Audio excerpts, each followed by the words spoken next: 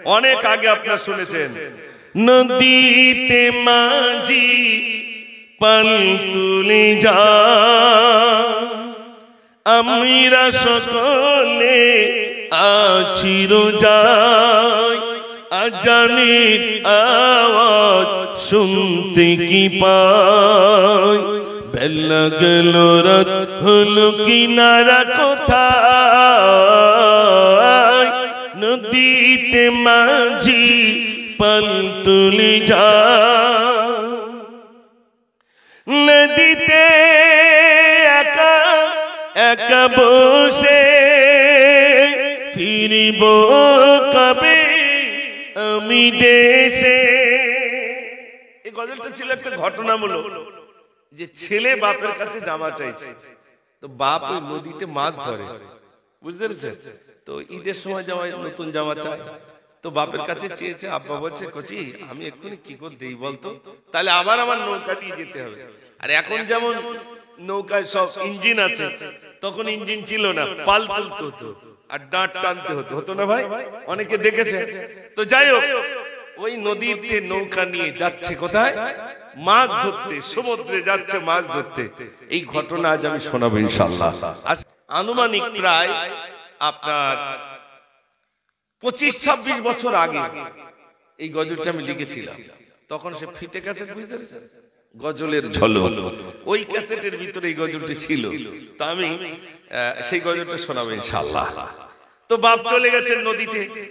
নদীতে যাওয়ার পরে কি হলো দেখেন, নদীতে একা একা বসে ফিরিব কবে আমি দেশে, নদীতে এমন হাওয়া হবে না আমারই যাওয়া, পাল তুল খুঁজি চলো কিনারা কোথায়, পাল তুল খুঁজি চলো কিনারা কোথায়, গাছপালা যেতায় আছে রাগ বসে তাই, খোলা জল নেই কল রাখব কোথায়, নদীতে মাঝি পাল তুলে যায়। হঠাৎ নদীতে বিরাট হাওয়া বইছে, হঠাৎ দেখছে আসমানে চাঁদ দেখা যাচ্ছে। কবি লিখেছেন, চাঁদটি ঈদে আজ ভাসে, চিন্তায় আছে আজ বসে, কবে যাব আমি ঘরে, ছেলে মেয়ে ঘরে দরে দরে, সেজে গুজে ইমাম ঈদগাহে যায়, ছেলে মেয়ে সেজে গুজে ইমাম ঈদগাহে যায়, বাচ্চা ছেলে খোঁজে আব্বা কোথায়, খুঁজে আমি পাই না কিনারা কোথায়। মানে যে নদীতে চলে গেছে সে ভাবছে ছেলেটা যাওয়ার জন্য বললো, আর আমি তো কিনারা খুঁজে পাচ্ছি না, কোন দিক যাই। দেখতে দেখতে চাঁদ উঠে গেল, ছেলে তো নতুন জামা চেয়েছে, কি করব? বাচ্চাটি মার গলা জড়িয়ে ধরে বলছে, ওমা মাসুম শিশু বলে দুলে দুলে আমায় নেবে নার কোলে, ভোরের পাখি ডাকে, ভোরের পাখি ও গো ডাকে, আব্বা এসেছে ঘাটে, ভোর হলো দূর হলো ডাকে কে আমায়, ছুটে গিয়ে ঘাটে যাই নিজে সেথায়, মিছে করে বলে গেল আব্বা আমায়, নদীতে মাঝি পাল তুলে যায়। ও মার কাছে বলে সেই নদীর ঘাটের ধারে গেছে, আব্বা আসবে আমার জন্য নতুন জামা আনবে। এই শোকে বাচ্চাটি ছুটলো, হঠাৎ নদীতে কি হচ্ছে শোনেন। মাঝিওয়ালা তো নদীতে, সেখানে গিয়ে দেখছে ঠান্ডা হাওয়া বুঝি গায়ে এলো, দেখি আকাশে মেঘ দেখা দিল, হঠাৎ ঝড়ো গাওয়া নৌকা দিল যে দোলা, ডুবে যাই নৌকা নদীর মাঝাই, নদীতে সাঁতার দিয়ে কি হবে উপায়, হাবুডুবু খেয়ে আজ মরছে গে তাই, নদীতে মাঝি পাল তুলে যা। আব্বাটা নদীতে মারা গেল, বাচ্চা তো জানে না, বাচ্চাটা ঘাটের ধারে দাঁড়িয়ে আছে, সবাই মসজিদে যায়, জিজ্ঞাসা করছে বাচ্চা তুমি এখানে দাঁড়িয়ে কেন, সবাই যাচ্ছে ময়দানে তুমি যাবে না? বাচ্চা তখন বলছে আব্বার আশায় আছি বসে, আব্বা ফিরিবে দেশে, আব্বা এক্ষুনি দেশে ফিরবে। কিন্তু হঠাৎ কি দেখতে পেল, একটা লাশ ভেসে এসেছে নদীতে, মাঝে মাঝে লাশ আসে না ভাই, লাশ ভেসে এসেছে, সবাই দেখতে ছুটেছে, এই কে কে কে, তো এই বাচ্চাটাও গিয়েছে। তো কবি লিখেছেন আব্বার আশায় আছি বসে, আব্বা ফিরিবে আজ দেশে, এমন সময় লাশ ভেসে এলো, লাশটি দেখিতে গেল, কেঁদে কেঁদে কই আজ আব্বা আমায়, ঈদের দিন কে আজ সাজাবে আমায়, এতিম করে রেখে গেলে এই দুনিয়ায়, নদীতে মাঝি পাল তুলে যা। বাচ্চাটা গেছে, লাশ এসেছে, সবাই দেখছে লাশ, বাচ্চাটি গেছে গিয়ে দেখছে আমার আব্বা, গলা জড়ি ধরে কাঁদছে, বলছে আব্বা চেয়েছিলাম একটা জামা, এটা তো চাইনি আব্বা। এই বাচ্চাটি কাঁদছে, এই গজলটি এখনো অনেক বড়, আমি চেষ্টা করবো ইনশাল্লাহ পুরো শোনাবার জন্য ইনশাল্লাহ আপনাদের। সব মানুষে সেরা মানুষ নবীজি আমার, নূরের বাতি দাও জেলে দাও হৃদয়ে আমার, তুমি খোদা শ্রেষ্ঠ নবী,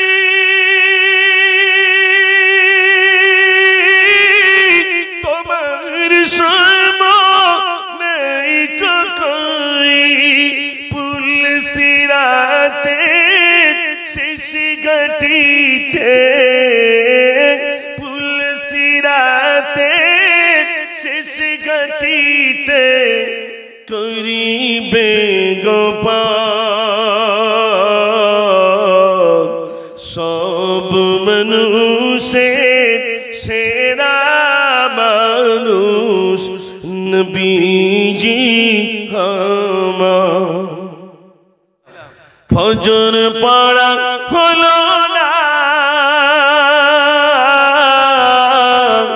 মনের ভিতর বেদনা, নামাজ হলো জান্নাতের ঠিকানা, নামাজ হলো জান্নাতের ঠিকানা, একটু জোরে বলুন না সুবহানাল্লাহ। ফজর গেল ঘুমের ঘরে, জোহর গেল গেলে দুলে, আবার আসরের ওই আজান দিলে আমি কাজী রওয়ানা, নামাজ হলো জান্নাতের ঠিকানা। ফজর কিসে গেছে ভাই? ঘুমের ঘরে। জোহর গেছে কিসে? হেলে দুলে। তাহলে ফজর গেল, জোহর গেল, আসর গেল, ভাবছে মাগরিবের নামাজটা একদম শিওর পড়ব। এখন বিকাল হলে কিছু মানুষ আছে বাজারে না গেলে মন বিরাট ছটফট করে, করে না? ও চার দোকানে বসতেই হবে, উপায় নেই। তো কবি লিখেছেন মাগরিবের ওই আজান শুনি, চা খেতে ওই বসি আমি, সবাই ওযু করে যায় যে দেখি আমার নামাজ হলো না, নামাজ হলো জান্নাতের ওই ঠিকানা। মাগরিবটাও শেষ, চার দোকানদার সুসুর করে চার দোকানে বসেছি, চার দোকানদার জিজ্ঞেস তো তোমার আজান হচ্ছে, যাবো না? বলে আমার ওযু নেই। চার দোকানদার হিন্দু, সে তার জানে না ওযু কি জিনিস। সে বলছে না তোমাকে আজান হচ্ছে তো, তাই সবাই যাচ্ছে তাই আর কি বললাম। তো হচ্ছে আমার হুজুরই, তোমরা সব বসবা না। মাগরিবটাও চলে গেল, ভাবছে এশার আজান দিলে বাড়ি গিয়ে নামাজ পড়ে নেবো।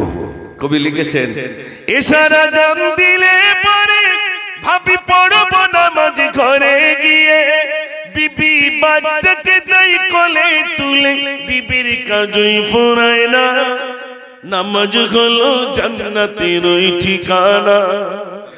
ভারতের জমিনে আমাদের স্বজনের অকাপ সম্পদ থাকবে, যুগে যুগে মহারণ জীবনের প্রতিক্ষণে উজ্জ্বল সাক্ষ্য রাখবে। ভারতের জমিনে আমাদের স্বজনের অকাপ সম্পদ থাকবে, যুগে যুগে মহারণ জীবনের প্রতিক্ষণে উজ্জ্বল সাক্ষ্য রাখবে। কে তুমি অচিন সাধু ঝেড়ে খাবে বলে মধু চাইছো করতে তাই আর জব্দ, শয়তানি সব্বাত অকাপ জিন্দাবাদ, অকাপ জিন্দাবাদ। রেখে জেনে রেখো ছাড়বো না এক টুকরো, ইমানি মশাল জেলে, ইমানি মশাল জেলে চলো হাতি রাজপথে না ফিরিয়ে নিতে যেদের স্বার্থ। আজ যদি দ্বন্দ্ব ভুলে এক হতে না পারি, অকাপ হারিয়ে ফেলবো জানো তো। এসো বীর প্রতিরোধে তকবীর ধ্বনি তুলে বিজয় আমাদের জানি আসবে, যুগে যুগে মহারণ জীবনের প্রতিক্ষণে উজ্জ্বল সাক্ষ্য রাখবে। ভারতের জমিনে আমাদের স্বজনের অকাপ সম্পদ থাকবে, যুগে যুগে মহারণ জীবনের প্রতিক্ষণে উজ্জ্বল সাক্ষ্য রাখবে। এই সুরটাই আর আরেকটা সুর আছে, সেটা হচ্ছে আরেক কলি বলি নাকি আরেকটা প্রতিবাদী। আর কত জি জুলুমবাজি করবে তোরা, মুসলমানের চোখে আজি ঝরছে কেন জল। ওরে এই দেশে কি মুসলমানের রক্ত দেওয়া নেই, দেশের উপর আসলে আঘাত ভুক্তি পেতে নেই। আর কতদিন দেখবো এসব হাইনার চলাচল, বর্জ্য কণ্ঠে আওয়াজ তোলে আগিয়ে তোরা চল। রুখতে চাই, রুখতে চাই, রুখতে চাই, কালা কানুন আইন মোরা রুখতে চাই, রুখতে চাই, রুখতে চাই, রুখতে চাই, কালা কানুন আইন মোরা রুখতে চাই, রুখতে চাই, রুখতে চাই, রুখতে চাই, কালা কানুন আইন মোরা রুখতে চাই।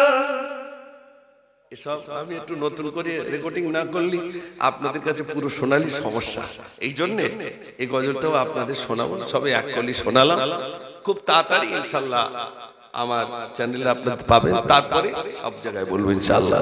কিন্তু তাকবীর জোরে দেন, নারে তাকবীর।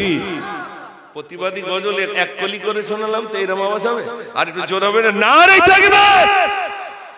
গজলটা মন দিয়ে শুনবেন। লিখেছিলাম আর কত জি জুলুমবাজি করবি তোরা, মুসলমানের চোখে আজি ঝরছে কেন জল। ওরে এ দেশে কি মুসলমানের রক্ত দেওয়া নেই, দেশের উপর আসলে আঘাত মুক্তি পেতে নেই। আর কতদিন দেখবো এসব হাইনার চলাচল, বর্জ্য কণ্ঠে, বর্জ্য কণ্ঠে আওয়াজ তুলে আগিয়ে তোরা চল। রুখতে চাই, রুখতে চাই, রুখতে চাই, কালা কানুন আইন মোরা রুখতে চাই, রুখতে চাই, রুখতে চাই, রুখতে চাই, কালা কানুন আইন মোরা রুখতে চাই।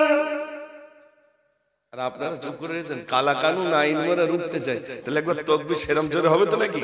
দেখি এবার একটু জোরে আওয়াজ, নারে তাকবীর, আর একটু জোরে নারে তাকবীর।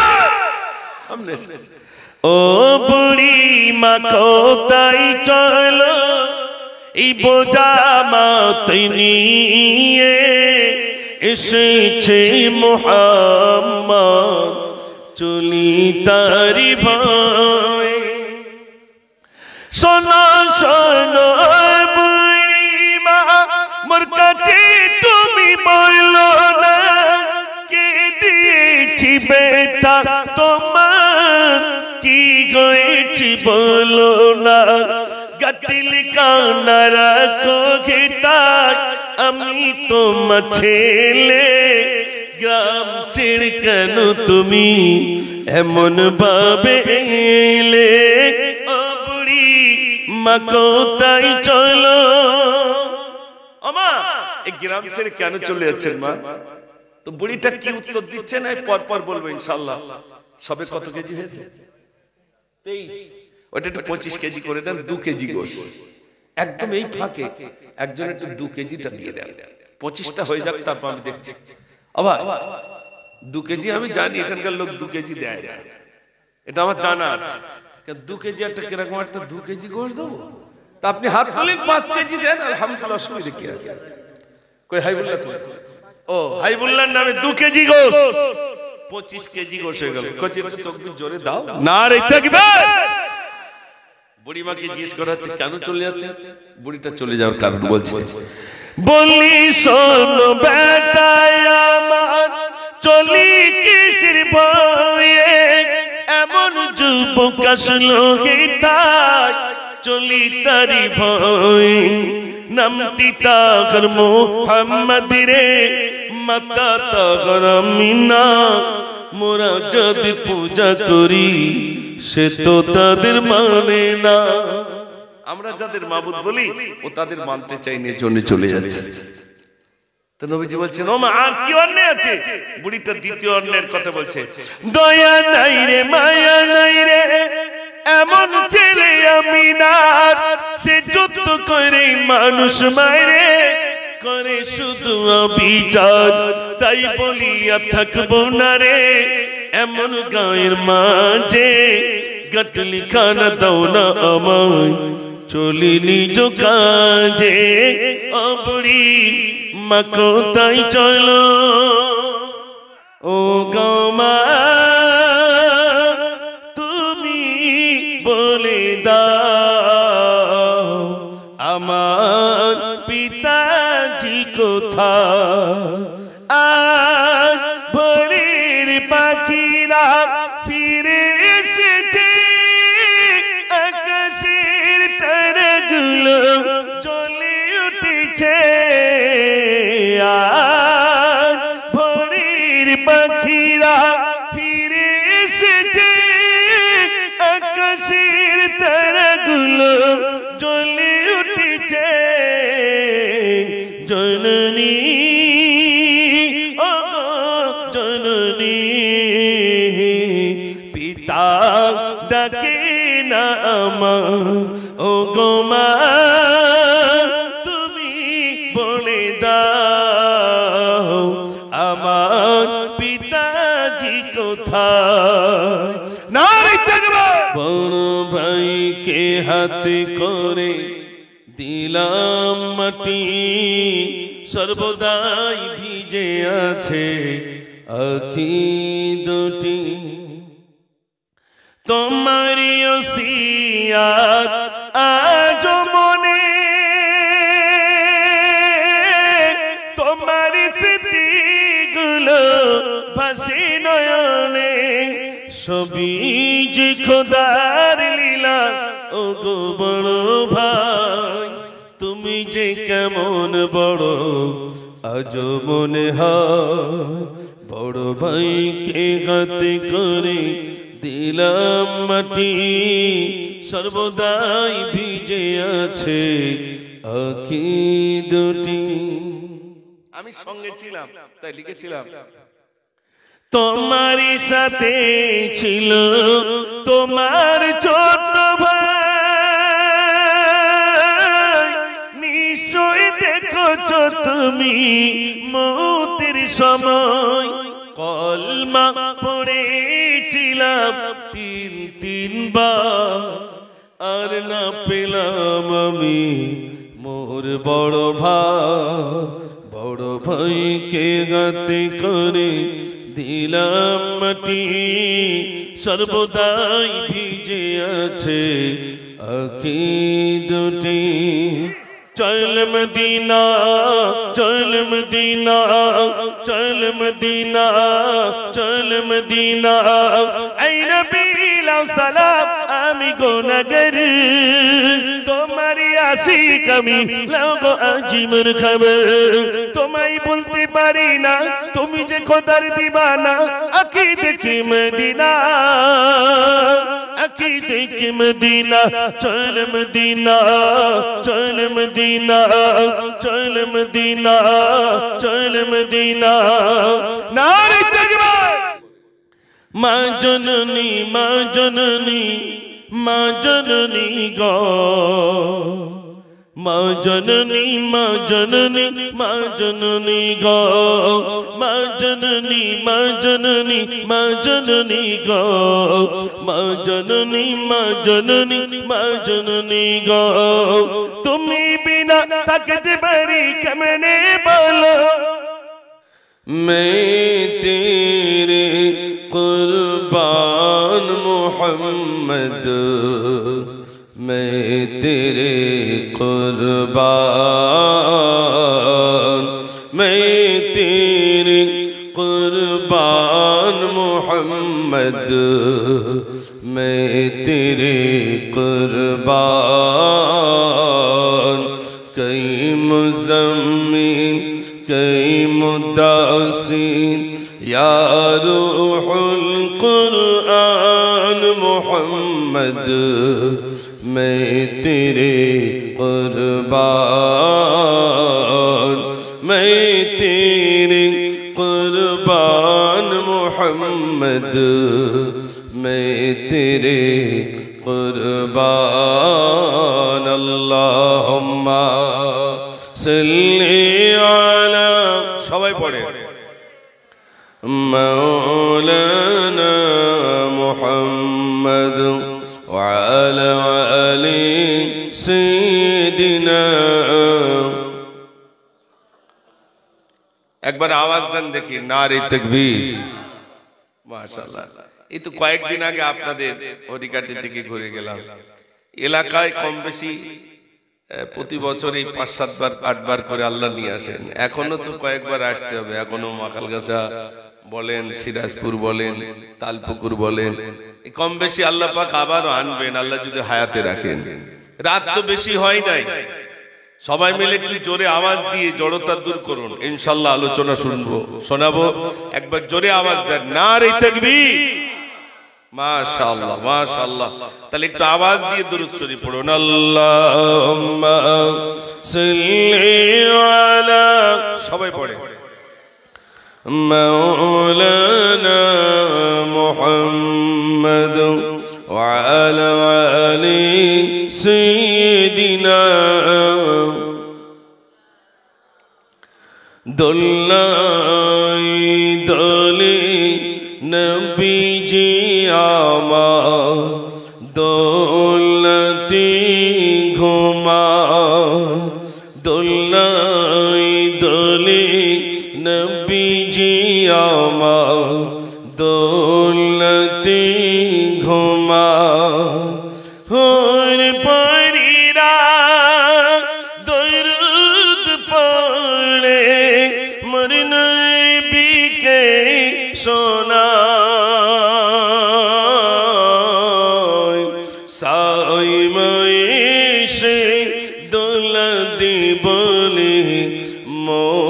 সোনা ঘুমায় সাই মাইশে দোলা দেবনে মোর সোনা ঘুমায় আল্লাহুম্মা সাল্লি আলা সবাই পড়ে মাওলানা মুহাম্মদ ওয়া আলা আলি সাইয়্যিদিনা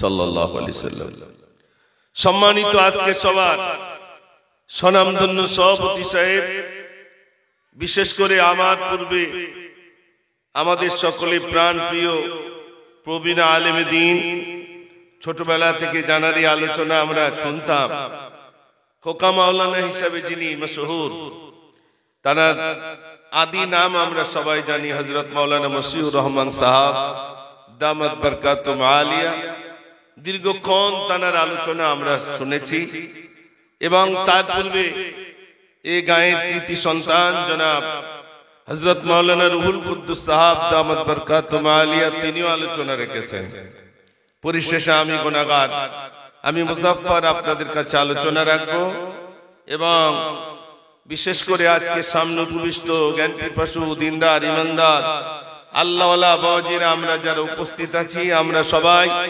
সেই মহান স্রষ্টার প্রতি শুকরিয়া আদায় করি যে আল্লাহ গভীর রজনীতে দুনিয়ার আরামকে উপেক্ষা করে আল্লাহ পাক দুনিয়ার আবর্জনা থেকে খুঁটে বেছে বাছাই করে জান্নাতের বাগানে বসবার আল্লাহ সুযোগ করে দিয়েছেন। সেই মহান স্রষ্টার প্রতি শুকর আদায় করি। সবাই সমস্বরে ভক্তি ভরে প্রাণ ভরে উচ্চ আওয়াজে বলি আলহামদুলিল্লাহ। সবাই মিলে বলুন আলহামদুলিল্লাহ।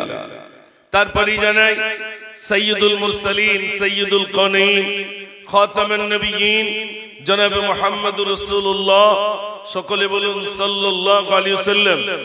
তানার প্রতি অগণিত দরুদ ও সালাম বর্ষিত হোক। সকলে বলুন আল্লাহুম্মা আমিন। যদিও আপনাদের এই জলসাটায় আমি এবছরে প্রথমে আসতে পেরেছি, ভালো লাগছে আলহামদুলিল্লাহ। রাত যদিও বেশি হয়েছে আমরা জানি, যত রাত বেশি হয় মার্কেটের দোকানগুলো আস্তে আস্তে সব ঝাপগুলো পড়ে যায়, বন্ধ হয়ে যায়। এটা দুনিয়ার দোকান, তাই তার দরজা বন্ধ হয়ে যায়। মনে রাখবেন, যত রাত বেশি হয় আল্লাহ রাব্বুল আলামিন রহমতের দরজা বান্দার জন্য খুলে দেন। জোরে বলুন সুবহানাল্লাহ। তাহলে রাত বেশি হয়েছে, একেবারে তাহাজ্জুদের ওয়াক্তে আমরা এসে গেছি। তাহাজ্জুদের ওয়াক্তে প্রায় এসে গেছি। এমন একটা বরকতময় সময় আল্লাহ পাক আমাদেরকে বসিয়েছেন। আমার ভাইরা, এ পর্যন্ত যা শুনেছি ওগুলোই যদি বাড়ি পর্যন্ত নিয়ে যেতে পারি তা আমরা কামিয়াবি, তাই তো নাকি ভাই? আর যদি আমরা যাওয়ার সময় সব চটে ফেলে দিয়ে যাই তাহলে আমরা বরবাদি। তবে মনে রাখবেন, আলোচনা শুনতে এসেছি, কিছু বুঝি আর না বুঝি হয়তো বসে শুনবো। লাভ কি? যতক্ষণ বসে শুনবো সগীরা গুনাহ আল্লাহ ক্ষমা করবেন। সারা রাত নফল নামাজ পড়লে যে সওয়াব, তার থেকে বেশি সওয়াব আল্লাহ রাব্বুল আলামিন আমাদের আমলনামায় লিপিবদ্ধ করবেন। জোরে বলুন সুবহানাল্লাহ। এত বুঝতে পারিনি আলোচনা, কিন্তু বসেছি তো জান্নাতের বাগানে। ভাইরা, আপনারা এতক্ষণ যাবত এই নিয়ে আমি নিয়ে মনে হয় 3 থেকে 4 জনের বক্তব্য আপনারা শুনেছেন। অল্প অল্প করে যদি নিয়ে যেতে পারি তো আলহামদুলিল্লাহ।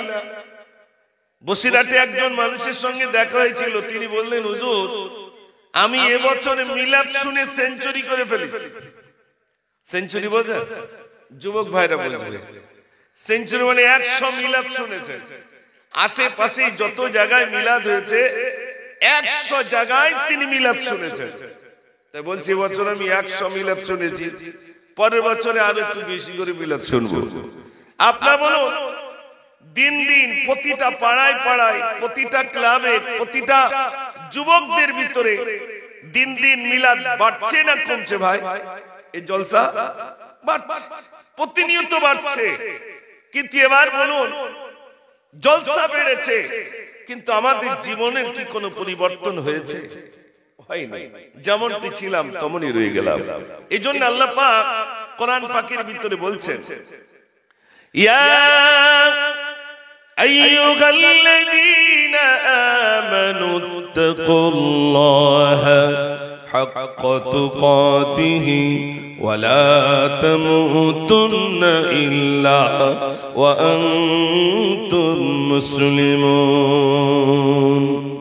আল্লাহ রাব্বুল আলামিন বলেন, হে বিশ্বাসীগণ, তোমরা আমাকে ভয় করো, ভয় করার মতো ভয় করো। তারপরে বলছেন, অতক্ষণ পর্যন্ত মৃত্যুবরণ করো না যতক্ষণ পর্যন্ত প্রকৃত মুসলমান না হতে পারবে, ততক্ষণ পর্যন্ত মৃত্যুবরণ করো না। কথাটা কার কথা ভাই? জোরে বলে আল্লাহ। আল্লাহ পাক বলছেন আমাকে ভয় করো, ভয় করার মতো ভয় করো। তারপরেই বলছেন অতক্ষণ পর্যন্ত মৃত্যুবরণ করো না যতক্ষণ পর্যন্ত প্রকৃত মুসলমান না হতে পারবে। নাম কি হচ্ছে মুসলমান না, প্রকৃত মুসলমান। এখন আমি এই আয়াতের প্রথম দিকটা নিই, আল্লাহর ভয়। আল্লাহর ভয় কি আমাদের অন্তরে আছে বলে মনে হয়? আপনারা বলুন, যদি আল্লাহর ভয় থাকে, এখানে যত ভাইরা আছেন মোবাইল দেখতে দেখতে রাত পার হয়েছে এমন লোক ঘড়ি কাটিতে আছে না নাই? একটু জোরে বলে। আচ্ছা, মোবাইল বলতে আপনার ফেসবুক বলেন, ফ্রি ফায়ার বলেন, যাই বলেন, এগুলো দেখতে দেখতে রাত পার হয়ে গেছে এমন মানুষের অভাব নাই। তাস খেলা বলুন, জুয়া খেলা বলুন, কুকর্মে সারাটা রাত পার হয়েছে এমন মানুষ গ্রামে অলিতে গলিতে পাওয়া যাচ্ছে। কিন্তু একটু বলবেন, আল্লাহর ভয়েতে গভীর রাতে আল্লাহর ভয়েতে পুরো রাতটা নামাজ বা কোরআন তেলাওয়াত করতে, তাসবিহ তেলাওয়াত করতে করতে রাত পার হয়ে গেছে এমন লোক খুঁজে পাওয়া যাবে বলে মনে হয়? একটু জোরে বলে না। তাহলে বলুন তো, গুনার কাছে মানুষের অভাব নেই? আজ আমরা এখানে যারা এসেছি একটু ভাবুন, আমাদের ভিতর অনেক মানুষ তো রয়েছেন যারা সোশ্যাল মিডিয়ার সঙ্গে এমন ভাবে যুক্ত যে যদি একদিন ইন্টারনেট বন্ধ হয়ে যায় না জানি দম ফেলে মরে যায় কি তার ঠিক নাই। এমন মানুষ আছে না নাই? আচ্ছা, তাহলে বলুন গুনার দিকটা তো আমাদের বেড়ে গেল, গুনাহ তো দিন দিন বাড়ছে। একটা ছোট্ট ঘটনা বলি যা বুঝবেন ভাইরা, আল্লাহর ভয় আমাদের ভিতরে নাই। যদি আল্লাহর ভয় থাকতো নিশ্চয়ই তার অন্তরের ভিতরে তওবা ইস্তিগফারের মন মানসিকতা আসতো। আসতো না? আসতো না? হযরত মালিক দিনার রাহমাতুল্লাহ আলাইহি তিনি বলছেন, আমার একটি স্বপ্নের ভিতরে আমার জীবন বদলে গেছে। আমরাও তো রাতে স্বপ্ন দেখি, দেখি না ভাই? কত স্বপ্ন দেখি। হযরত মালিক দিনার রাহমাতুল্লাহ আলাইহি বলছেন, একটা স্বপ্নের ভিতরে আমার জীবন বদলে গেছে। হযরত মালিক দিনার রাহমাতুল্লাহ আলাইহি বলেন, গভীর রজনীতে আমি স্বপ্ন দেখলাম, আমি যেন প্রস্রাবখানার দিকে যাই, প্রস্রাব করতে যাই, আর এমন সময় দেখলাম একটা সাপ আমাকে তাড়া করতে শুরু করে। সাপের তাড়ায় ছুটতে ছুটতে বেশ কিছু দূর চলে গেলাম। আমি যখন করে চলে গেলাম, সামনে দেখলাম একটা বৃদ্ধ মানুষ, বুড়ো মানুষ লাঠি নিয়ে দাঁড়িয়ে রইল। আমি বুড়োটাকে বললাম, বুড়ো রে, তোমার লাঠি দিয়ে সাপটাকে মারো। বুড়ো চুপটি করে দাঁড়িয়ে রইলেন। আমি ছুটতেই রইলাম, ছুটি ছুটি আবার দেখি ওই বুড়োটি সামনে দাঁড়িয়ে।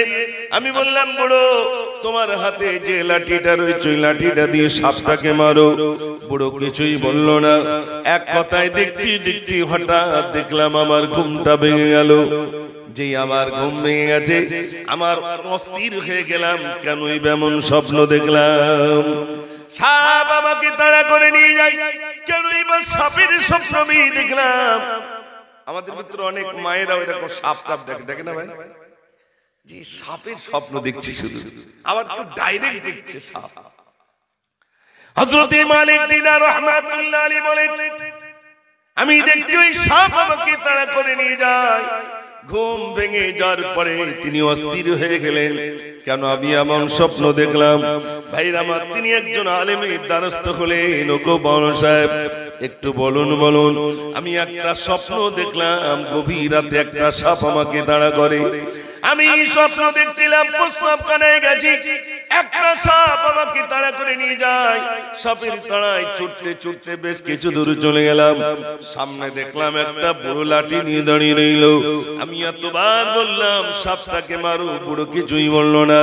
বলুন বলুন, কি স্বপ্ন আমি দেখলাম? হযরত মালিক দিনার রাহমাতুল্লাহ আলাইহি বলেন, শোনেন, ওই যে সাপ তাড়া করে নিয়ে আসছিল, ওটা সাপ নয়, সাপ নয়, ওটা হলো আপনার বদামল। জীবনে যা অন্যায় করেছেন, অন্যায়গুলো আপনার সাপের মতো হয়ে গেছে। আর সামনে গিয়ে দেখলেন একটা বুড়ো দাঁড়িয়ে রইল, ওটা বুড়ো নয়, বুড়ো নয়, ওটা হলো আপনার ভালো আমল। ভালো আমল তো অকেজ হয়ে গেছে, দুর্বল হয়ে গেছে। ও সোনার ভাইরা, এবার বলুন, আমাদের বদামলটা তো সাপের মতো হয়ে গেল। আমরা যদি প্রত্যেকে নিজেদের দাড়ি পাল্লায় মাপি, ভালো আমলটা কেমন হয়েছে আর বদামলটা কেমন হয়েছে, আমাদের দাড়ি পাল্লায় মাপলে আমরা জানতে পারবো না। পারবো না? কথা বলেন ভাই, পারবো না? পারবো। বিশ্বাস করুন ভাই, দিন দিন গোনা জড়িয়ে যাচ্ছে। ঠিক কিনা ভাই? গোনা থেকে বাঁচার জন্য চেষ্টা করছি। চোখের গোনা, নফসের গোনা, হাতের গোনা, পায়ের গোনা, কানের গোনা আছে না নাই? কানে যেটা শুনছি খারাপ কথা, কোন মোবাইলে বলি যাই বলি, ওটা কিসের গোনা হচ্ছে? কানে শ্রবণ করছি, চোখে দেখছি, কোন অঙ্গ প্রত্যঙ্গ বাদ যাচ্ছে না। ঠিক কিনা ভাই? কোন অঙ্গ প্রত্যঙ্গ বাদ নাই। তাহলে বলুন, দিন দিন গোনায় গোনায় গোনায় পাহাড় সমান হয়ে যায়। গোনা এত পরিমাণ করছি যে পাহাড় সমান হয়ে যায়। একবার চিন্তা করলাম না। আচ্ছা আপনারা বলুন, প্রতিদিন আপনারা ব্যবসা বাণিজ্য করেন কম বেশি, তুই ব্যবসা বাণিজ্যে সন্ধ্যাবেলা সারাদিন পরিশ্রম করার পরে সন্ধ্যাবেলা নিশ্চয় একটা হিসাব হয় না ভাই? আমার ব্যবসায় লাভ হয়েছে কতটা, লস হয়েছে কতটা। চৌমাথায় গিয়ে ভ্যানে বিভিন্ন গাড়িতে আমি যে মালগুলো নিয়ে গেছি, আমার এই সারাদিনের পরিশ্রমে আমার লাভ কতটা হয়েছে, লস কতটা হয়েছে, তার হিসাব আমরা করি না করি না? করি। কোনদিন কি এই হিসাব করেছি আজ আমার গোনাটা কতটা বেশি হয়েছে, আর আমল, ভালো আমল কতটা করতে পেরেছি, আল্লাহর রিজওয়ানবন্দি হাসিল করার জন্য ভালো আমল কতটা করতে পেরেছি, আর খারাপ আমল কতটা করতে পেরেছি, এর হিসাব কি কোনদিন করেছি ভাই? এর কথা বলে না। আমরা তাহলে কেমন মুসলমান? আমার গন্তব্যস্থানে যাওয়ার জন্য হিসাব নাই। শোনেন, এক দেশে একটা রাজা ছিল ভাই। আমাদের যেরকম হিন্দুস্তানে বাদশা আছে বা প্রধানমন্ত্রী আছে, সে দেশে কোনো প্রধানমন্ত্রী নেই। কেন? প্রধানমন্ত্রী হলে তার খুব খতরা। কি খতরা? না, প্রধানমন্ত্রী যে হবে তাকে 5 বছর প্রধানমন্ত্রিত্ব করতে দেবে, 5 বছর পর সুদূর সুন্দরবন জঙ্গলে ফেলে দেবে। আচ্ছা, আর কেউ প্রধানমন্ত্রী হবে ভাই? সে দেশে আর কেউ প্রধানমন্ত্রী হবে? 5 বছর প্রধানমন্ত্রী করবো, 5 বছর পর আবার গিয়ে জঙ্গলে ফেলবে, তো ও দেশের প্রধানমন্ত্রী লাভ কি? কিন্তু হতেই হবে রে হাই হাই। ভাইরা আমার, দুটো পশ্চিমে দেশের মানুষ আছে, এসে বলছে তোমাদের দেশে কি কোনো প্রধানমন্ত্রী নাই? বলছে না, আমাদের দেশে কোনো প্রধানমন্ত্রী নাই। বলছে শোনো, তাহলে কেমনে চলবে? বলছে কি করবো? আমাদের দেশে কেউ প্রধানমন্ত্রী হতে চায় না। প্রধানমন্ত্রী হলে কিন্তু তার বিরাট খাতরা আছে। বলছে কি খাতরা? বলছে আগে বলবো পরে বলবো, এখানে কেউ প্রধানমন্ত্রী হতে চায় না। তোমরা কি প্রধানমন্ত্রী হতে চাও? বলছে হ্যাঁ প্রধানমন্ত্রী, আমরা যদি মানুষ চাই আমরা প্রধানমন্ত্রী হব। বলছে শোনো, প্রধানমন্ত্রী হওয়ার পরে 5 বছর তুমি প্রধানমন্ত্রিত্ব করতে পারবে, 5 বছর পরে কিন্তু সুন্দরবন জঙ্গলে তোমাকে ফেলে দেবো। সর্বনাশ! 5 বছর প্রধানমন্ত্রী করার পরে সুন্দরবনে যদি ফেলে, হিংস্র জন্তু জানোয়ারেরা কি খুব যত্ন করবে বলে মনে হয় ভাই? জোরে বল। ও জানবে পড়েছে মানে আর খায়, খোরাক পেয়ে গেল। কষ্ট হচ্ছে নাকি আপনাদের? আমি শোনাবো, দাঁড়া, আমি বুঝতে পারি সব। উঠি পারে তো হয় না, আস্তে আস্তে শিখে শোনাবো ইনশাআল্লাহ। আরেকবার তাকবীর দেন, নারে তাকবীর, মাশাআল্লাহ। কাঁদি জয়নাব, কাঁদি কুলসুম, কাঁদি সাকিনা, কাঁদি জয়নাব, কাঁদি কুলসুম, কাঁদি সাকিনা, কালি দুলদুল ফিরে এলো, হুসাইন এলো না। কাঁদি জয়নাব, কাঁদি কুলসুম, কাঁদি সাকিনা, কাঁদি জয়নাব, কাঁদি কুলসুম, কাঁদি সাকিনা। আওয়াজ দেন না দেখি, নারে তাকবীর, মাশাআল্লাহ। ভাইরা বলছিলাম, বাদশা প্রধানমন্ত্রী কেউ হতে চায় না। বলছে আমরা যদি প্রধানমন্ত্রী হই, বলছে হ, কোনো অসুবিধা নেই। সবাই মিলে প্রধানমন্ত্রীর আসনে বসিয়ে দিয়েছেন। মন দিয়ে শোনেন ভাইরা আমার, প্রধানমন্ত্রীর আসনে বসে গেলেন। প্রধানমন্ত্রীর আসনে বসার পরে এরপরে বললেন আমার সৈন্যরা এসো। ভাইরা আবার পুলিশ প্রশাসনদেরকে ডাক দিলেন, বললেন তোমরা একটা করে কুরুল নিয়ে এসো আর একটা করে ধারালো ছুরি নিয়ে এসো। চলো চলো চলো, ওই সুন্দরবন জঙ্গলে আমাকে ফেলা হবে। ওই জঙ্গল আজ থেকে আমরা সাফ করা শুরু করে দেব। ও ভাইরা আমার, আপনারা বলুন, জঙ্গলের গাছ যদি কেটে ফেলে, জঙ্গলের হিংস্র জন্তু জানোয়ারেরা কি আর দাঁড়াতে পারবে? কথা বলে। জঙ্গল মানে কি? গাছ গাছালি থাকলে তো জঙ্গল। এখন জঙ্গল যদি কেটে সাফ হয়, তাহলে ও জঙ্গলে সাপ পোকামাকড় থাকবে? হিংস্র জন্তু জানোয়ারেরা থাকবে? থাকবে না। প্রথম কাজ শুরু, জঙ্গল সাফ করো। ভাই আমার, জঙ্গল সাফ করতে করতে 4 বছরে জঙ্গল পরিষ্কার। এরপরে বলছে, যাও তোমরা ইট নিয়ে এসো, বালি নিয়ে এসো, পাথর নিয়ে এসো, একটা ঘর তৈরি করো। জঙ্গলের মিডিলে একটা ঘর তৈরি করা হয়ে গেল। ভাই আমার, বিরাট ঘর বানানো, মণিমুক্ত দিয়ে সুন্দর করে ঘরটা বানালো। 5 বছর যেই না শেষ হয়ে গেল, বলছে ভাই তোমার 5 বছর শেষ বলে কোনো চিন্তা নাই। বলছে চলো তোমাকে গোসল দিয়ে দেবো। গোসল দিয়ে দেওয়া হলো। ফুল সজ্জা ভাইরা আমার সুন্দর করে তাকে সাজিয়ে গুছিয়ে নতুন কাপড় পরিধান করিয়ে এবার ভাইরা আমার কাঁদি করে নিয়ে যাচ্ছে, চলো চলো তোমাকে জঙ্গলে ফেললো। যেই না সুন্দরবন ওই জঙ্গলে ফেললো, সে তো 4 বছরের ভিতরে জঙ্গল পরিষ্কার করে দিল, ঘর তৈরি করে ফেললো। যেই না ফেললো, হাঁটতে হাঁটতে নিজের তৈরি করা ঘরে চলে গেল। আপনারা বলুন, ওই মানুষটার কি আর কোনো ভয় আছে? আর ভয় নেই। কেন? ও তো 4 বছরের ভিতরে জঙ্গল সাফ করে ফেলেছে, 5 বছরের বারে একটা ঘর তৈরি করে ফেলেছে। যেই ওকে ফেলে দিয়েছে, ও সোজা নিজের ঘরে চলে গেছে। আমরা যারা এখানে আছি, আমরা প্রত্যেকেই 20 বছর, 50 বছর, 60 বছর, 70 বছর, 80 বছর একটা প্রধানমন্ত্রী পদে রইলাম। এখন আমাদের ওই কবর নামক জঙ্গল সাফ করতে হবে। এখন সাফ হচ্ছে না, জঙ্গলে গাছ বাড়ছে বলে মনে হয়। ভাই জোরে বলে, আমরা কি জঙ্গলের গাছ কাটছি না জঙ্গলে গাছ লাগাচ্ছি? সত্যি যদি কাটি তাহলে আলহামদুলিল্লাহ, আর যদি জঙ্গলে গাছ লাগাই তাহলে তো হিংস্র জন্তু জানোয়ার আরো বেশি আসবে। ভাইরা, আমি আপনাদের কাছে অনুরোধ করছি, এখানে অনেক ভাইরা রয়েছেন, আলহামদুলিল্লাহ, জঙ্গল সাফ করতে হবে মানে কবর নামক ওই ঘরটা আমাকে পরিষ্কার করতে হবে। কবর নামক ঘর আমাকে পরিষ্কার করতে হবে। তার প্রথম শর্ত হলো, ইয়া আইয়ুহাল্লাযীনা আমানুত্তাকুল্লাহ, হে বিশ্বাসীগণ, হে আমার বান্দারা, তোমরা আমাকে ভয় করো। ভাই আমার, অন্তরের ভিতরে যদি কোনো মানুষের ভয় থাকে, যখন জুয়া খেলতে যাবে তখন মনে করবে না আমি জুয়া খেলবো না, আমার আল্লাহ দেখেন। ঠিক কিনা ভাই? আমার আল্লাহ দেখতে পাচ্ছেন, আমি জুয়া খেলবো না। অন্যের সম্পদ যখন লুটবার চেষ্টা করবে তখন মনে করবে ওই সম্পদ আমি নেব না, আমার আল্লাহ নিশ্চয়ই সব দেখছেন। হাতের দ্বারাই যখন কোন জেনা ব্যভিচার করবে, যখন কোন নোংরা কাজে নিয়ে যেতে হবে, তখন এই বান্দা অন্তর থেকে বলবে, আল্লাহ তুমি নিশ্চয়ই দেখতে পাচ্ছ, আল্লাহ আমি এ কাজ করব না, এ গুনার কাজ আমি করব না।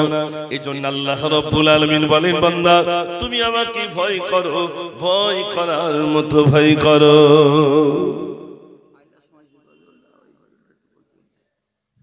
দাঁড়া, এত সবে উঠেছি, এক্ষুনি গজল বলতে পারবা?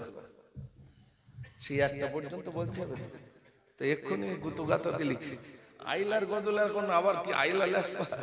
আচ্ছা হবে না ভাই, আমি উঠেছি তো সবে, ইনশাআল্লাহ শোনাবো। দাঁড়া, লাস্টের আধা ঘন্টা তো দেখবেন একটা নেই ইনশাআল্লাহ।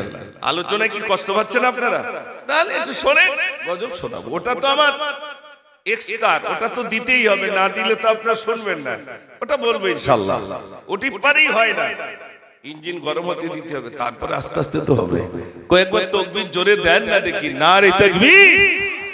আল্লাহর ভয় অন্তরের ভিতরে নাই। কি পুরুষ বলেন কি মহিলা বলেন, পুরুষের যদিও একটু অর্ধেক আছে, মহিলা পুরো লাগাম ছেড়ে দিয়েছে। ঠিক বলছি না ভুল বলছি ভাই? তাহলে বলুন, সমাজে নারী পুরুষ উভয় সর্বদাই গোনায় জড়িয়ে যাচ্ছে। গোনা থেকে বাঁচবো কি করে? এই গোনা থেকে আমাকে তো বাঁচতে হবে। বাঁচবো কি করে? ও সোনার ভাইরা আমার, আল্লাহ রাব্বুল আলামিন বলে, বান্দা যখন আমার ভয় তোমার অন্তরের ভিতরে এসে যাবে, সমস্ত গুনাহ থেকে তুমি তখন বেঁচে যাবে। আমরা মনে করি আল্লাহ দেখছেন না, আল্লাহ দেখছেন না। ওই দোকানে গিয়ে শরাব খাই, আর কয়েকদিন পরে তো ডিসেম্বর পড়লো, আমি আস্তে আস্তে দেখছিলাম কাগজে বা একটা লিফলেটে লেখা আছে দীঘা চলো।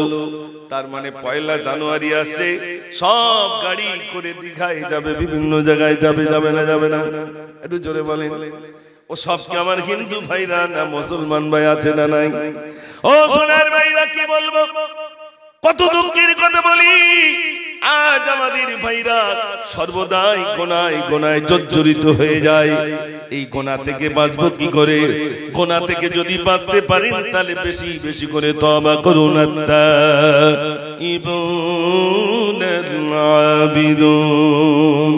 হযরত মালিক দিনার রাহমাতুল্লাহ আলাইহি বলেন, আমি যেই নয় স্বপ্ন দেখলাম, আমার গুনাহগুলো সাপের মতো আকার ধারণ করেছে, আর ভালো আমলটা সাপ বুড়োর মতো হয়ে গেছে।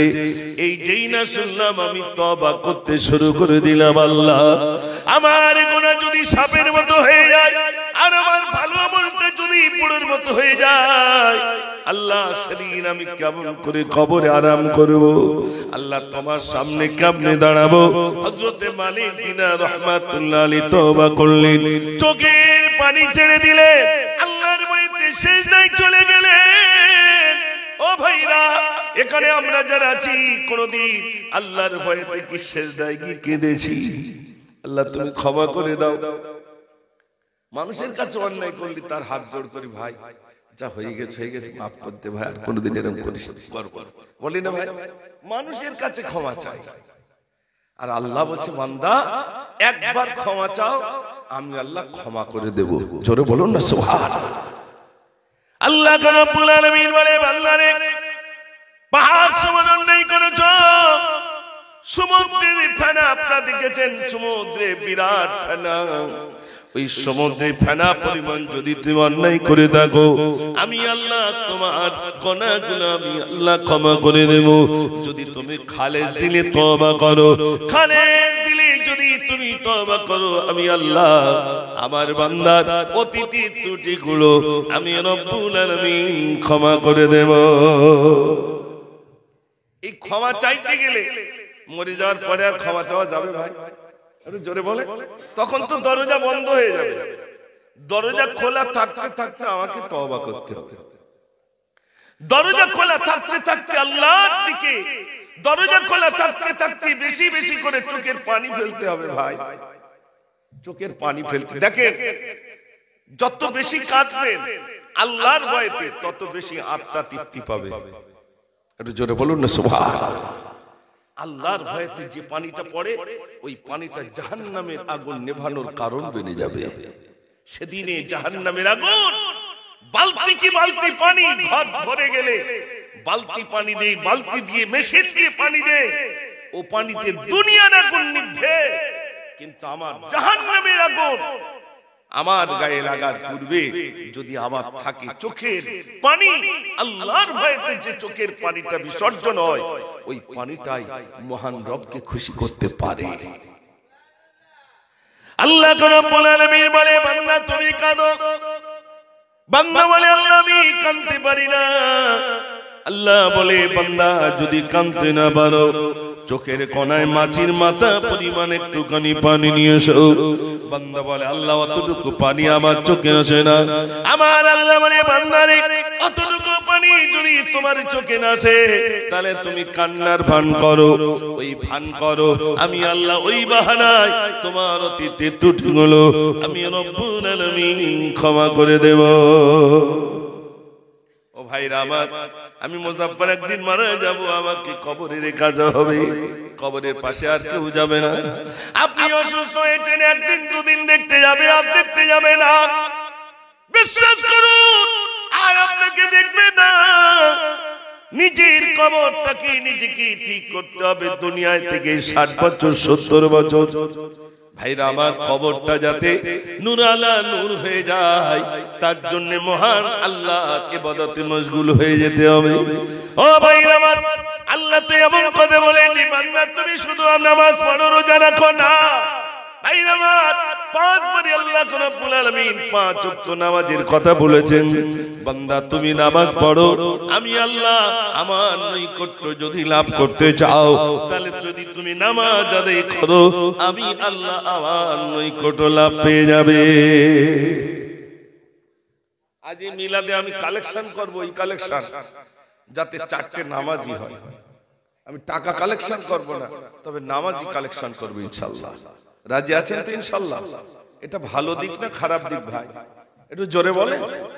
ভালো। এখানে অনেক যুবক আছেন আলহামদুলিল্লাহ, তারা মসজিদে যান, আবার অনেকেই হয়তো লজ্জায় যেতে পারেন না। কেন বলুন তো? ছোটবেলা থেকে আব্বা মা মসজিদ পর্যন্ত নিয়ে যাননি, তাই ছেলে এখন বড় হয়েছে, লজ্জা হচ্ছে কি করে যায়, তার লজ্জা যেন তাকে আটকে দিচ্ছে। তাহলে আমি গার্জিয়ান, আমি অভিভাবক, আমার দায়িত্ব ছিল আমার ছেলেটা স্কুলে যাক, আমার ছেলেটা কলেজে যাক, আমার ছেলেটা ইউনিভার্সিটিতে যাক, যেখানেই যাক তার ভিতরে দিন, তার ভিতরে দিনের আলো পৌঁছানো দরকার ছিল না? ছিল না ভাই? আজ আমাদের ছেলেগুলো কেন ক্ষতিগ্রস্ত হচ্ছে? আমাদের মেয়েগুলো কেন ক্ষতিগ্রস্ত হচ্ছে? আমরা দিন থেকে অনেকটা দূরে ভাই, দুনিয়াদারিতে মশগুল হয়ে গেলাম, দুনিয়ার পেছনে এত ছুটেছি, দুনিয়াকে কবজা করার চেষ্টা করছি। মনে রাখবেন, এই দুনিয়ার পেছনে যতই ছুটি এই দুনিয়া থাকবে, থাকবে ভাই না, এ আমার ছেড়ে পালাবে। বসিরহাট হুজুর তাসাউফ তত্ত্বের ভিতরে একটা সুন্দর ওয়াকিয়া লিখেছেন দুনিয়া সম্পর্কে। আল্লামা ইকবাল আল্লামা নকুল আমিন সাহেব রাহমাতুল্লাহ আলাইহি হুজুর আমার, ও ভাই আমার শুনেন, হুজুর আল্লামা কত সুন্দর করে তাসাউফ তত্ত্বের ভিতরে ঘটনাটা লিখেছেন। মানুষ যখন ইন্তেকাল হয়ে যায় তার প্রথম বন্ধু দুনিয়া চলে যায়। দুনিয়াকে বলে দুনিয়ারে কিসের জন্য চলে যাস? দুনিয়া বলে বোকা, তুই আমার জন্য পাগল ছিলি, আমি তোর জন্য পাগল ছিলাম না। দুনিয়াটা সর্বপ্রথম বিদায় হয়ে যাবে। ও ভাইরা আমার, যে দুনিয়ার জন্য পাগল, যে দুনিয়াকে ভাইরা আমার কবজা করার জন্য সকাল থেকে সন্ধ্যা পর্যন্ত পরিশ্রম করি, আর শুধু বলি আমার ছেলের অন্তত একটা ভবিষ্যৎ করে দিয়ে যাব, আমার মেয়ের একটা ভবিষ্যৎ করে দিয়ে যাব, আমি যত কষ্ট করি না কেন অন্তত আমার ছেলে মেয়ের একটা ভবিষ্যৎ করে দিয়ে যাব। ও ভাইরা আমার, কি ভবিষ্যৎ আপনি করবেন? কোথায় মশগুল আমরা? ভাইরা আমার, যখন আল্লাহ রাব্বুল আলামিন মায়ের গর্ভে সন্তান দেন, সন্তান যখন দেন একজন করে ফেরেশতা আল্লাহ রাব্বুল আলামিন নিয়োজিত করে দেন। একটু জোরে বলুন সুবহানাল্লাহ। ওই ফেরেশতা আল্লাহর কাছে বলে, আল্লাহ এই ছেলে হবে না মেয়ে হবে? আল্লাহ যেটা বলবেন মেয়ে হবে কি ছেলে হবে, আল্লাহ ওই ফেরেশতাকে বলে দেবেন তাই হবে। এবার যখন আল্লাহ রূপকে দেবেন, ভাইরা আমার, রূপকার পূর্বে ওই ফেরেশতা আল্লাহর কাছে জিজ্ঞাসা করবেন, আল্লাহ এই জাহান্নামী হবে না জান্নাতি হবে? বুঝতে পারেননি? ফ্রেমে যখন আসবে তখনই এইগুলো লিখে দেওয়া হবে, জাহান্নামী না জান্নাতি। তাহলে হয়তো আপনারা বলবেন, তাহলে নামাজ পড়ে রোজা রেখে কি হবে? সব তো সিদ্ধান্ত কমপ্লিট, কারা জান্নাতি আর কারা জাহান্নামী। ও সোনার ভাইরা আমার, আপনাদের গ্রামে যখন বিচার হয় দেখবেন বিচার হওয়ার আগে বিচার কমপ্লিট হয়েই আছে, কার দিকে যাবে না যাবে। ঠিক বলছি না ভুল বলছি? বিচার কিন্তু আগে থেকে সব কমপ্লিট হয়ে থাকে, শুধু গিয়ে বসা, চা খাওয়া আর একটু ধোঁয়া ওড়ানি, এছাড়া আর কিছু ভাই না। শুধু ওখানে বসবে, না বসলে নয়, আগে থেকে সব বিচার কমপ্লিট। মুজাফফরের দিকে যাবে না যাবে না সব কমপ্লিট হয়ে থাকে, শুধু না আসলে নয়, তাই একটু এক জায়গায় বসে জানা বোঝা করে ব্যাস কমপ্লিট করে দেয়। ও ভাইরা আমার শোনেন, কারা জাহান্নামী কারা জান্নাতি প্রথম থেকে লিপিবদ্ধ। তবে মনে রাখবেন এমন মানুষ আছে মরণের আগে সারা জীবনটা নোংরা কাজ করেছে, ঠিক মরণের কিছু আগে কয়েক বছর আগে মসজিদের সঙ্গে সম্পর্ক রেখে দিয়েছেন আর নামাজি মশগুল হয়ে গেছেন। মানুষ বলে এই মানুষটা একেবারে পরিবর্তন হয়ে গেল, তার মানে ওই মানুষটা জান্নাতে উপযোগী হয়ে আল্লাহ রাব্বুল আলামিন তাকে দুনিয়া থেকে বিদায় নিয়েছেন। জোরে বলুন না সুবহানাল্লাহ। ওটা নিদর্শন জান্নাতি। আমার এমন মানুষ আছে বিরাট নামাজ পড়েছে, রোজা রেখেছে, হজ করেছে, কিন্তু মৃত্যুর আগে আগে এত বাজে বাজে কাজ করে গেছেন, এত নোংরা কাজ করেছেন। দুনিয়ার মানুষ বলেছে না হারে এরকম নোংরা কাজ কি মানুষ করতে পারে? এমন মানুষ আছে না নাই? ঠিক মরণের আগে এমন কাজ করে যাবে, ইস এই লোকটা এই কাজ করতে পারলো, তার মানে ওখানেই তার নিদর্শন। ও সোনার ভাইরা আমার, এজন্য আল্লাহ রাব্বুল আলামিন ওই ফারিস্তাকে বলবেন ছেলে হবে কি মেয়ে হবে, ফারিস্তার কাছে আল্লাহ রাব্বুল আলামিন বলবেন ছেলে কি মেয়ে। এরপর আল্লাহ রাব্বুল আলামিন রুজির ব্যবস্থাটা করে দেবেন। রুজি, এই রুজির বরাদ্দ তার জীবনে তৈরি করে দেবেন। দুপুরে কি খাবে, রাতে কি খাবে আর না খাবে, তার জন্য রিজিকের একটা ব্যবস্থা বরাদ্দ করে দেবেন। একটু জোরে বলুন না সুবহানাল্লাহ। আমি আপনি রুজির ব্যবস্থা করে দিচ্ছি ছেলে মেয়ে ভবিষ্যৎ। ভবিষ্যৎটা কি করে করব? 5টা এলআইসি করেছে, একটা রোজ ভ্যালি করেছে, ব্যাংকে 50,000 টাকা, ওটা কি বলে ভাই, 50,000 টাকা হ্যাঁ ফিক্স করে দিয়েছে যাতে 1 লাখ হয়। এরকম কিছু মানুষ আছে না? নাই আছে। কার জন্য মাটিটা খাবেন ভাই?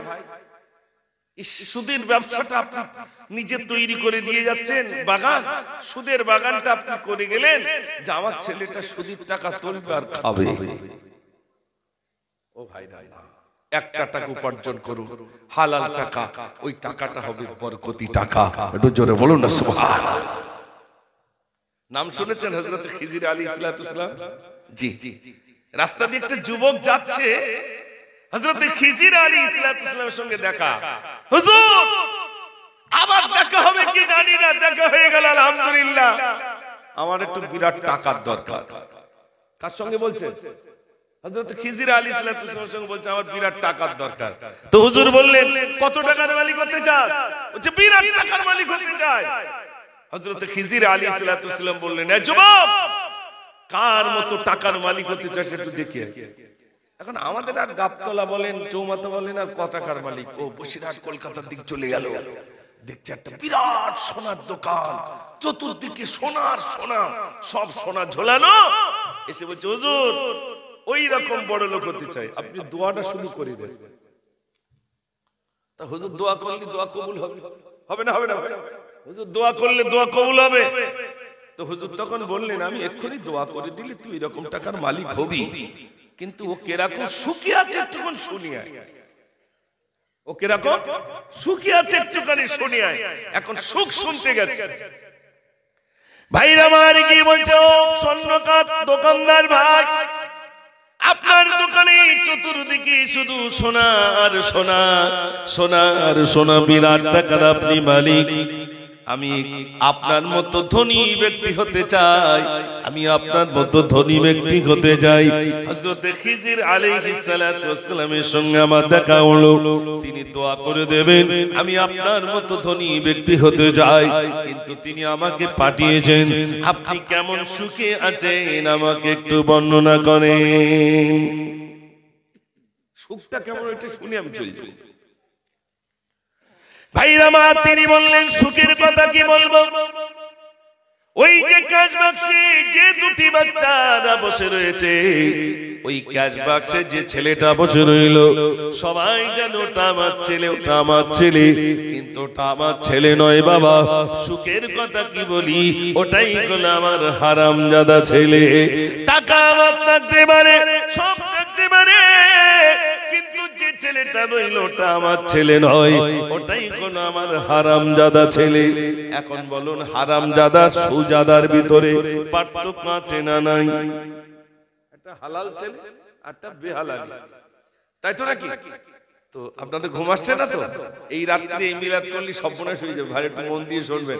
আর একটা গজল বলে দেখি, যদি শুনতে চান গজল একবার আওয়াজ দেখবো, যদি দেখি জোর তাহলে মনে করবো শুনবেন, আর আওয়াজ যদি কমে যায় তাহলে মনে করবো শুনবেন না। দেখি আওয়াজ, নারী তাকবীর। কই এরকম আওয়াজে শুনবেন ভাই? একদম নিউ গজল শোনাবো। কি জানেন, অনেক আগে আপনারা শুনেছেন, নদীতে মাঝি পাল তুলে যা, আমরা সকলে আছি রোজায়, আজানের আওয়াজ শুনতে কি পাই, বেলা গেল রাত হলো কিনারা কোথায়, নদীতে মাঝি পাল তুলে যা, নদীতে একা একা বসে ফিরিব কবে আমি দেশে। এই গজলটা ছিল একটা ঘটনামূলক, যে ছেলে বাপের কাছে জামা চাইছে, তো বাপ ওই নদীতে মাছ ধরে, বুঝতে পেরেছেন? তো ঈদের সময় জামা, নতুন জামা চায়, তো বাপের কাছে চেয়েছে, আব্বা বলছে কচি আমি এক্ষুনি কি করে দেই বলতো, তাহলে আবার আমার নৌকা দিয়ে যেতে হবে। আর এখন যেমন নৌকায় সব ইঞ্জিন আছে, তখন ইঞ্জিন ছিল না, পাল তুলতে হতো আর ডাঁট টানতে হতো, হতো না ভাই? অনেকে দেখেছে। তো যাই হোক, ওই নদীতে নৌকা নিয়ে যাচ্ছে কোথায়? মাছ ধরতে, সমুদ্রে যাচ্ছে মাছ ধরতে। এই ঘটনা আজ আমি শোনাবো ইনশাআল্লাহ। আশেপাশে এই গজলটা কোথাও বলেনি, আজ ইনশাআল্লাহ বলবো। জড়তা ভাঙিয়ে একটু দূর করে যদি আওয়াজ দেন তাহলে ইনশাআল্লাহ আমি গজলটি আপনাদের শোনাবো। আর যেখানে আলোচনা রেখেছি খিজির আলাইহিস সালামের কথা মনে আছে তো, সেখান থেকে শুরু করব। একবার তাকবীর জোরে দেন, নারে তাকবীর। সিলসিলা হক মুসাদ্দিদুজ জামান, নারে তাকবীর, মাশাআল্লাহ। তো এই গজলটা ছিল এইরকম, আমি বহু আগে, তখন আমি আমাদের ওদিকে মঠবাড়ি বলে একটি মাদ্রাসায় আমি শিক্ষকতা করতাম। আনুমানিক প্রায় আপনার 25-26 বছর আগে এই গজলটা আমি লিখেছিলাম। তখন সে ফিতে ক্যাসেট, বুঝতে পেরেছেন, গজলের ঝলক, ওই ক্যাসেটের ভিতরে এই গজলটি ছিল। তো আমি সেই গজলটা শোনাবো ইনশাআল্লাহ। তো বাপ চলে গেছেন নদীতে। নদীতে যাওয়ার পরে কি হলো দেখেন, নদীতে একা একা বসে ফিরিব কবে আমি দেশে, নদীতে এমন হাওয়া হবে না আমারি যাওয়া, পাল তুল খুঁজি চলো কিনারা কোথায়, পাল তুল খুঁজি চলো কিনারা কোথায়, গাছপালা যেতায় আছে রাগ বসে তাই, খোলা জল নেই কল রাখব কোথায়, নদীতে মাঝি পাল তুলে যা। হঠাৎ নদীতে বিরাট হাওয়া বইছে, হঠাৎ দেখছে আসমানে চাঁদ দেখা যাচ্ছে। কবি লিখেছেন, চাঁদটি ঈদে আজ ভাসে, চিন্তায় আছে আজ বসে, কবে যাব আমি ঘরে, ছেলে মেয়ে ঘরে দরে দরে, সেজে গোজে ইমাম ঈদগাহে যায়, ছেলে মেয়ে সেজে গোজে ইমাম ঈদগাহে যায়, বাচ্চা ছেলে খোঁজে আব্বা কোথায়,